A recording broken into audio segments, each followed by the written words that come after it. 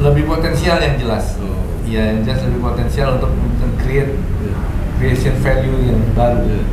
Ya, terutama dalam berbagai macam produk kegiatan. Nah itu. Nanti makanya kemudian karena ini adalah topiknya konsolidasi, aset-aset mana yang bisa dikonsolidasikan tentu saja harus dihitung baik-baik. Sehingga dengan demikian dia bisa menghasilkan sesuatu yang lebih tinggi dari apa yang sudah dicapai hari ini. Dan dengan demikian kemudian bisa hasilnya itu bisa diputar kembali, di leverage kembali sehingga kemudian mendorong pertumbuhan ekonomi yang lebih besar. Telah terbit Majalah Politik Indonesia edisi ketiga bulan November 2024. Membahas harapan dan tantangan Kabinet Merah Putih yang telah dilantik oleh Presiden Prabowo dalam menghadapi permasalahan selama 5 tahun ke depan. Serta membahas beberapa kinerja dari DPR RI yang terpilih untuk periode ini. Informasi dan pemesanan majalah bisa menghubungi langsung nomor atau email yang terdapat dalam video.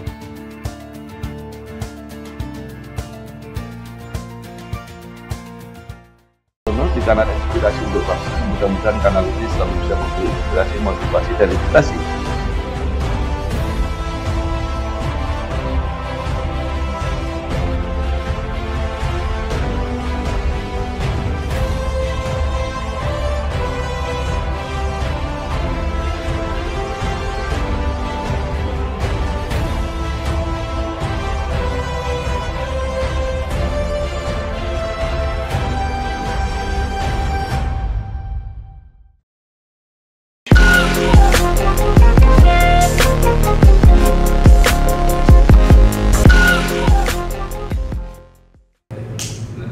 Nah, kemudian yang sekarang paling penting itu kan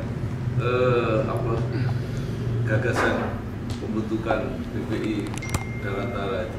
Iya. Nah, itu asal mulanya seperti apa? Ini agak panjang ceritanya. Bisa disingkat aja. Satu lagi ya. Iya. Karena dari pagi betul-betul pada. Iya. Ini ide dari Pak Presiden. Bagaimana kita bisa tumbuh dan berkembang lebih baik menuju tahun 2045. Karena dinilai oleh Presiden kita perlu tambahan tenaga baru. Kalau pertumbuhan seperti sekarang 5% rata-rata itu kurang.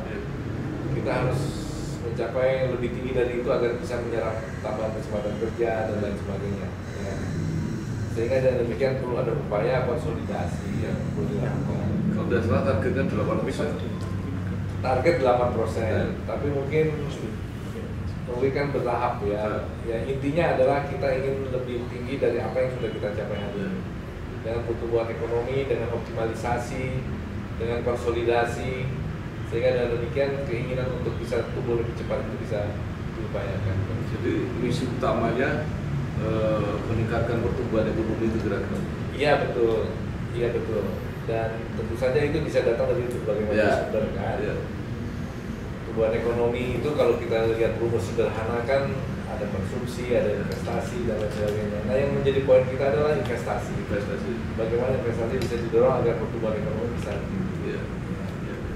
Nah, oleh karena itu tentu saja dalam konteks Dirgantara adalah bagaimana investasi itu dipush lebih banyak lagi, didorong lebih kuat lagi dengan cara memanfaatkan optimalisasi dari aset-aset kekayaan negara yang dipisahkan untuk mendorong pertumbuhan. Itu seperti apa? Kenapa harus digabung menjadi satu? Sekarang ini kan terpencar-pencar ya, terpencar-pencar aset negara itu. Dan banyak contoh dari negara lain kan kita bisa belajar dari contoh negara lain. Begitu kemudian digabung menjadi satu, dioptimalisasikan, dikonsolidasikan, dan kemudian di leverage istilahnya ya, untuk mendukung pertumbuhan ekonomi itu. Katakan misalnya ya dengan ICOR yang sekarang 6,3 atau 6,4 itu untuk mencapai pertumbuhan yang kita inginkan itu diperlukan tambahan dana yang tinggi sekali. Ya, sehingga dengan demikian perlu ada extra effort untuk mendorong tambahan dana ini. Ya. Ya, dana itu ya tentu saja bisa dari luar, bisa dari dalam. Ya. Investasi dari luar, dari dalam. Ya, intinya tentu saja kita harus memanfaatkan aset-aset yang kita miliki itu, sehingga kemudian itu betul-betul bisa mengarah kepada bidang-bidang yang memang ditujukan untuk mendorong pertumbuhan ekonomi yang lebih. Sebetulnya tidak hanya itu, termasuk ada tiga keinginan Pak Presiden itu. Pertama, selain pertumbuhan ekonomi dan investasi, tentu saja kan ada keinginan untuk kembali kepada Undang-Undang Dasar pasal 33. Kemudian yang kedua, ingin mensejahterakan, mendorong pertumbuhan. Ketiga, tentu saja bagaimana itu dicapai dengan cara bagaimana kita konsolidasikan aset-aset yang ada itu agar pertumbuhan bisa tercapai. Itu kemudian pertanyaannya, kalau digabungkan itu apakah lebih efisien atau lebih potensial untuk lebih potensial yang jelas. Ya, yang jelas lebih potensial untuk creation value yang baru. Ya, terutama dalam berbagai macam produk kegiatan. Nah, itu. Nanti makanya kemudian karena ini adalah topiknya konsolidasi, aset-aset mana yang bisa dikonsolidasikan tentu saja harus dihitung baik-baik. Sehingga dengan demikian dia bisa menghasilkan sesuatu yang lebih tinggi dari apa yang sudah dicapai hari ini. Dan dengan demikian kemudian hasilnya itu bisa diputar kembali, di leverage kembali, sehingga kemudian mendorong pertumbuhan ekonomi yang lebih besar. Itu artinya hanya dikoordinasi atau digabungkan, Pak, seperti bank-bank itu? Oh enggak, mereka itu tetap di bawah as it is now, cuma di atasnya saja yang berubah. Tadinya di Kementerian Keuangan dan Kementerian BUMN, kemudian beralih ke Danantara. Ya, jadi tidak merubah sama sekali. Ya, paling tidak untuk tahap pertama ini tidak ada perubahan. Jadi perubahannya lebih pada tataran di atas, sehingga tidak mengganggu operasional BUMN. Jadi organisasinya tetap seperti organisasi perusahaan. Perusahaannya. Ya, perusahaan tetap berjalan seperti kala, tentu saja dengan bimbingan teknis atau kebijakan yang kemudian diambil oleh Danantara untuk transformasi, untuk konsolidasi. Sehingga dari hal yang terkait dengan BUMN itu, yang pertama adalah bagaimana menciptakan BUMN semakin besar, bagaimana agar BUMN mentransform dirinya sehingga bermanfaat untuk peningkatan kualitas pelayanan publiknya. Kemudian tentu saja karena bukan cuma BUMN yang akan digabung, nanti adalah aset-aset yang lain. Aset-aset lain bagaimana misalnya bisa menjawab persoalan-persoalan kebutuhan dana-dana jangka panjang. Kemudian bagaimana kita bisa mengundang investor dari negara lain. Nah, itu campuran dari itu semua adalah bagian dari produk dari Danantara. Kemudian kan yang menimbulkan pertanyaan kan begini, ini kan dipacu supaya investasi, peningkatan ekonomi. Kalau itu yang dikhawatirkan kan itu tadi yang Bapak sebutkan, artinya pelayanan publiknya dari sisi pelayanan publiknya dari BUMN itu yang terganggu. Iya. Oh, enggak. Justru ada dua sepanjang itu terkait dengan BUMN. Pertama, menjadikan championnya BUMN agar yang bagus semakin bagus. Yang kedua, menyusun strategi yang lebih baik untuk pelayanan publiknya, tidak dihilangkan sama sekali. Atau mungkin dibuat prosentasenya gitu, harus sekian tetap diarahkan. Oh enggak bisa begitu juga, nggak bisa dibilang begitu. Tapi intinya adalah dia bisa jadi national champion karena perusahaan semakin bagus, tapi dia lebih efisien dan lebih accessible untuk menjadi pelayan publik. Ini kan nanti jadi pekerjaan besar, artinya apakah organisasinya juga besar nanti ada bapak itu? Kita pengen slim ya, karena kan kita tidak ngatur operasional. Ya, kita pada level strategik di atas. Ya. Sehingga dengan demikian kita harapkan nggak menambah birokrasi baru lah. Ya kita mintakan nanti tentu saja, ya bukannya berarti tidak ada pegawai, tentu saja ada pegawai. Cuma maksudnya sedapat mungkin tidak menjadi pembentukan lembaga baru yang gemuk gitu, tidak. Jadi kita ingin sesimpel sesimpel mungkin dalam melakukan tugas-tugas ini. Ya. Kalau target waktu itu akan mulai running dan mulai efektif. Tentu saja semua harus dilakukan secara hati-hati, karena ini kan terkait dengan perusahaan publik misalnya. Oleh karena itu tentu saja prosesnya nanti akan ditata sedemikian rupa agar kemudian lancar. Ibarat menangkap ikan itu airnya tidak keruh tapi ikannya dapat, artinya secara gradual disesuaikan dengan kesiapan peraturan yang berlaku. Nah, ini apakah itu memang harus menyesuaikan, merubah undang-undang dan sebagainya? Ini kan bertahap ya Pak ya, sampai ujungnya nanti berarti lembaga yang mirip-mirip dengan sovereign fund yang ada di luar negeri. Nah itu memang memerlukan beberapa perubahan undang-undang, ya peraturan dan lain sebagainya. Menurut saya itu hal yang biasa, tentu saja akan dilakukan proses politiknya dan lain sebagainya. Tentu akan kita lakukan. Ya. Nah, yang juga menarik, apakah ini langsung di bawah presiden? Ini langsung di bawah presiden. Jadi dan antara diawasi ada dewan pengawasnya, kemudian ada presiden. Telah terbit Majalah Kampus Indonesia edisi pertama November 2024. Berisi beberapa profil kampus yang telah mencapai akreditasi unggul. Pendapat Menteri Pendidikan Tinggi, Sains dan Teknologi yang baru. Juga profil 44 fakultas kedokteran dengan akreditasi unggul.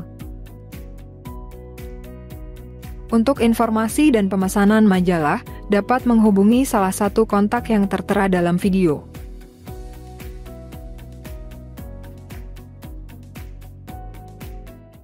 Jadi Bapak sendiri optimis bahwa ini akan?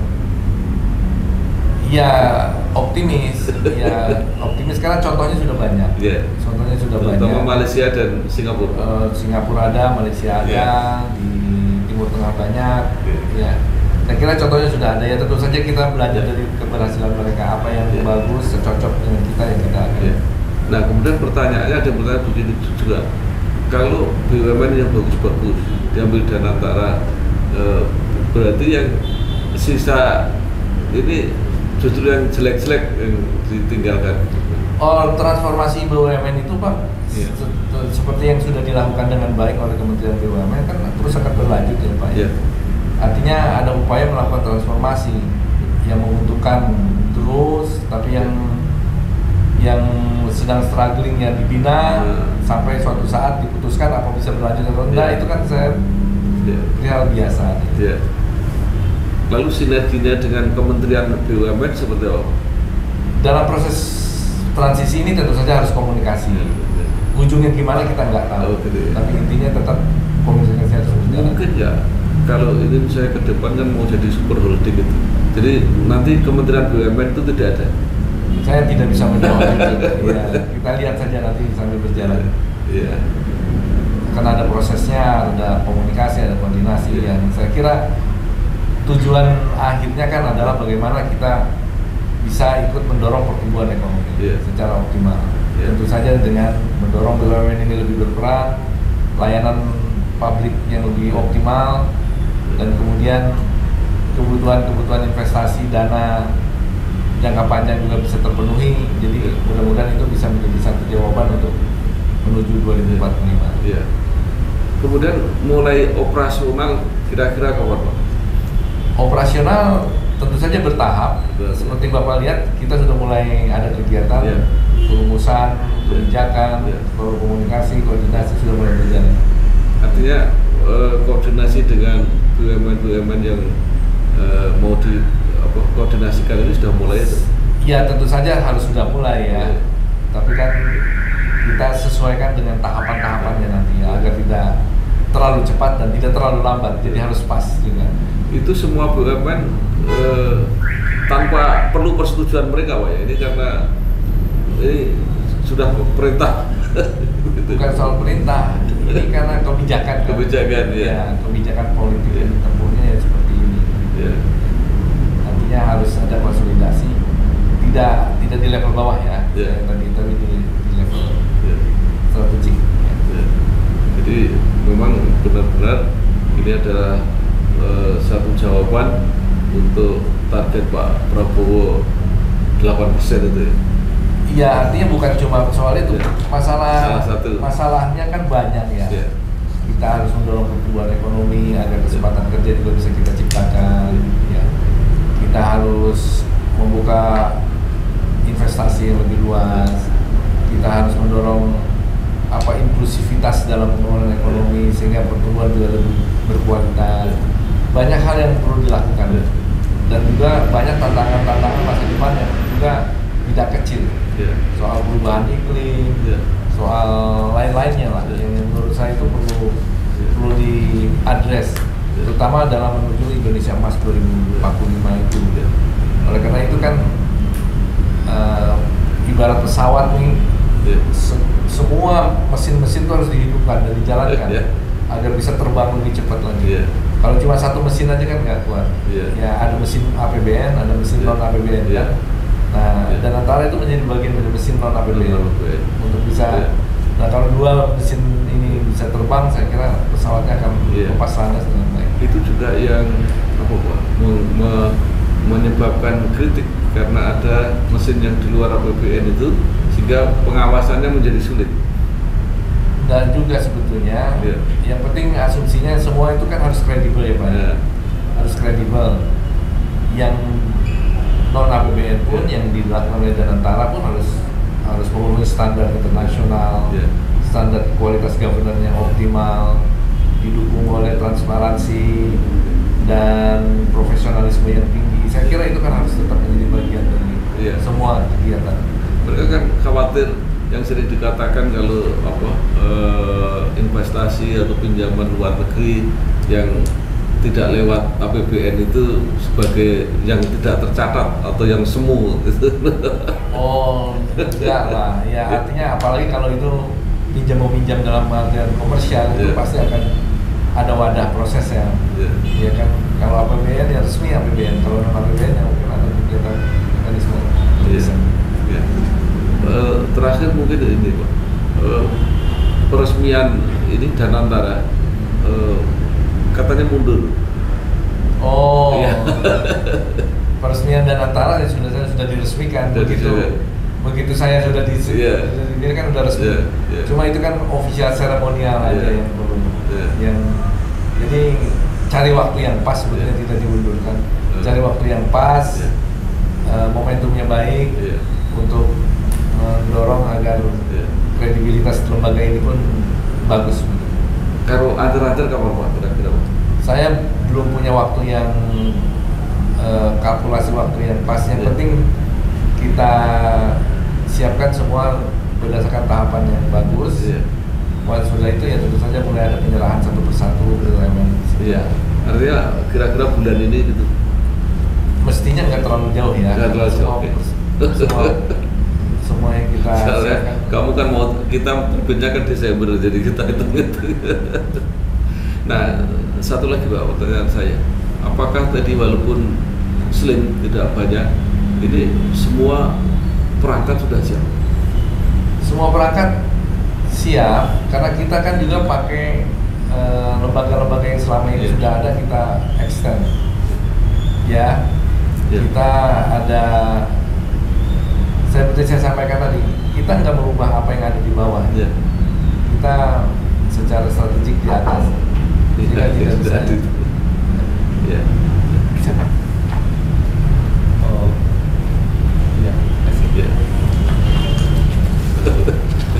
Mungkin Bapak ada acara lain.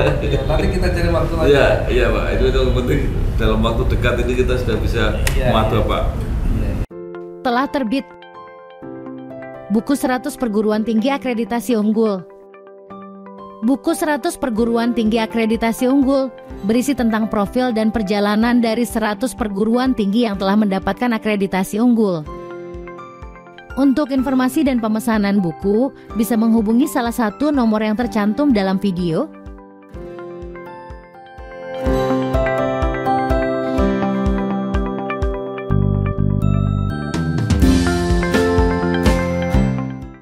Di kanan inspirasi untuk vaksin, mudah-mudahan kanal ini selalu bisa memberi inspirasi inspirasi, motivasi, dan edukasi